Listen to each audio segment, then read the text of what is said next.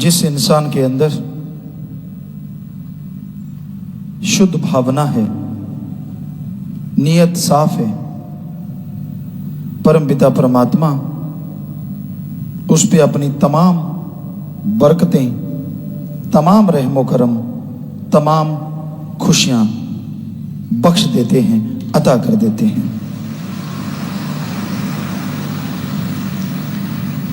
जो सेवा पे चला करते हैं, कई बार छोटी तकलीफ, कोई रुकावट, कोई परेशानी आती रहती है। उसकी वजह हो सकता है कि जिसे वो आजमाता है, आजमाने के बहाने बेइंतहा प्यार लुटाता है। और ये भी हो सकता है कि उसके पहाड़ जैसे कर्म को वो कंकर में खत्म कर देता है। ये उसकी रजा है, उसका रहमो करम है, उसके नियम है। वो अपने नियमानुसार सबको चलाता है, खुद नियम बनाता है, खुद सारी सृष्टि को बनाता है और खुद ही सारी सृष्टि में समा जाता है। सारी सृष्टि उसमें है, सारी सृष्टि में वो है। ऐसी कोई जगह नहीं यहां परम पिता परमात्मा ना हो। निगाह होनी चाहिए, आंखें होनी चाहिए। वह तो हर जगह, हर समय, हर पल नजर आता है। भाग्यशाली हैं वो लोग जो सेवा करते हैं। किसी न किसी बहाने परम पिता परमात्मा अपने अजीज, अपने बहुत ही प्यारों को कोई ना कोई सेवा बख्शते रहते हैं। और सच्ची लगन से, सच्ची भावना से जो सेवा को निर्वाह करते हैं, यकीनन वो परम पिता परमात्मा खुश होके उनका नहीं, परिवार का नहीं, कुलों का भी उद्धार कर देते हैं। सेवा महान है, मालिक का प्यार मोहब्बत महान है। पर ऐरा गैरा नत्थु खैरा ना तो मालिक के प्यार को पा सकता है और ना ही सेवा कर सकता है। बुरा ना मानिए, हम किसी को बुरा नहीं कहते। बहुत सी बातें आ जाती हैं, यार हाथों पे छाले पड़ जाएंगे, मुंह काला हो जाएगा, मतलब कलर ब्लैक हो जाएगा, या कपड़े खराब हो जाएंगे, क्या मिल जाएगा, कुछ नहीं होता, ऐसे ही फालतू की बातें हैं। पर जो मालिक के प्यारे होते हैं, डॉक्यूमेंट्री दिखाते हैं, उनमें सफाई महाअभियान का दृश्य हमने देखा तो वैराग्य जबरदस्ती आ रहा था उन मालिक के प्यारों के लिए कि वो गंदगी के गटर में घुस के उसको बिल्कुल क्लीन कर रहे हैं। और बिल्कुल नौजवान चेहरों पे वो गंदगी लगी, लेकिन उनके चेहरों पे नूर है, खुशी है। कोई उनसे पूछे तो वो कहेंगे हमें बदबू आती ही नहीं। और आम आदमी को शायद उसे देख के उल्टी आ जाए। तो अगर ऐसे बच्चे वचनों पे पक्के रहें, चक्कर ये है, अगर वचनों पे पक्के रहें तो मालिक बेइंतहा खुशियों से अंदर बाहर से माल तुरंत कर दें। बात वचनों की है, सारा खेल ही वचनों का है। रूहानियत, सूफियत, जब तक इंसान वचन मानता है, जिंदगी बहार की तरह गुजरती है। और जैसे वचन काट करने शुरू करता है, कहते ना दूध कड़ के लाल हो जाता है और उस पे बहुत मोटी मलाई आ जाती है।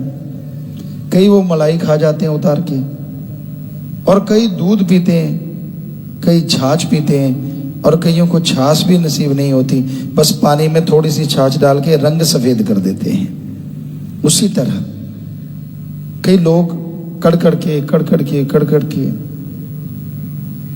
मलाई खा जाते हैं। यानी वो आसपास रहने वाले भी, दूर दराज वाले भी, लगातार आने वाले, वो मलाई भी खाते हैं, दूध भी पीते हैं। पर कुछ ऐसे भी होते हैं जो कड़ के, क्या है मलाई में, क्या दूध में, क्या छाछ में, घी में, बस वो पानी, यानी थोड़ा दिखावा मात्र रह जाता है उनके पास रूहानियत का। दिखने में भक्त, लोग सलाम करते हैं, पर जब वो अपने खुद के गिरेबान में देखते हैं बहुत बड़ा शून्य नजर आता है। यार ये क्या हुआ, हम तो भक्ति करते थे, हमने तो कभी नहीं, ठीक है दुनिया मान जाएगी आपने कभी कुछ नहीं किया, आप तो भक्ति करने वाले हो, पर वो कसम तो जानता है ना, आप अगर जीरो हुए हैं तो उसकी कोई वजह होगी, उसका कोई कारण रहा होगा, आप बच्चों के परखच्चे उड़ा रहे होंगे, वो तो जानता है। और फकीर इसीलिए बोलते हैं कि ऐसे कर्म ना करो, क्योंकि ऐसा कर्म करने से आप बेचैन रहेंगे, परेशान रहेंगे और आने वाले समय में बेइंतहा दुख उठाना पड़ता है। तो संतों का काम समझाना है, as a teacher, as a lecturer या एज ए चौकीदार, वो सबको सावधान करते रहते हैं, मत दिखावा करो। एक माँ को, एक बाप को, यहाँ आप बहुत से माँ बाप बैठे हैं, जिस दिन उसकी औलाद बुद्धू बनाए ना, और माँ बाप को पता चल जाए कि मुझे बुद्धू बनाया है, हमें लगता है उसको जो दर्द होता है शायद किसी और चीज से दर्द नहीं होता, कि यार मेरे खून ने मुझे ही बेवकूफ बनाया, उस टाइम बहुत दर्द होता है। जरा सोचिए, वो अल्लाह, वो वाहिगुरु, वो राम, वो गॉड, वो खुदा, तो दोनों जहां का मालिक है। माँ बाप को तो आप बुद्धू बना के पता नहीं चलने देंगे, लेकिन वो तो ऐसा है जिसको आपके कर्म का नहीं, जो आप सोच रहे हैं, सोचने जा रहे हैं, उसका भी पता है। कैसे बचोगे?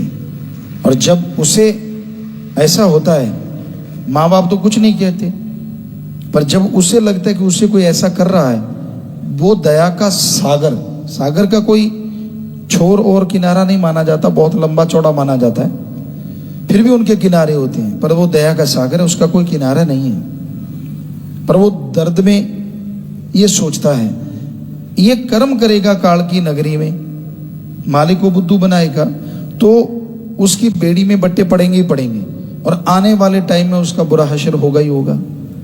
इसलिए वो फिर अपने फकीरों के द्वारा लोगों को आगाह करते हैं, सावधान करते हैं कि बेटा हट जाओ, मत करो बुरे कर्म, मत दिखावा करो।